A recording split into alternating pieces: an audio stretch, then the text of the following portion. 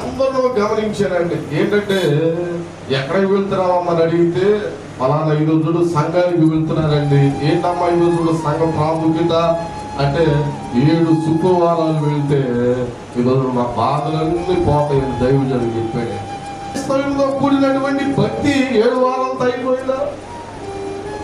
భక్తి అంటే ఏంటి? ఆయన అంటున్నారు కదా, యెహోవా యందు భయభక్తులారా ఆయన యందు భయభక్తులు ఉంచండి. అంటే ఈరోజు ఆయన యందు ఎలా భయభక్తులు ఉంచాలి? 7 వారాలు భక్తి చేస్తే ఈరోజు మన భక్తి సంపూర్ణమైపోయిందా? 7 వారాలు ఈరోజు భక్తి చేయడం ద్వారా దేవుని మెప్పించేటువంటి వారు మనం అయిపోయామా? 7 వారాల భక్తి కాదు మనం చేయవలసింది, మన తుది శ్వాస వరకు కూడా, మన శ్వాస ఈరోజు విడిచే వరకు కూడా దేవుని యొక్క భయభక్తులు ఈరోజు కలిగి ఉండాలి.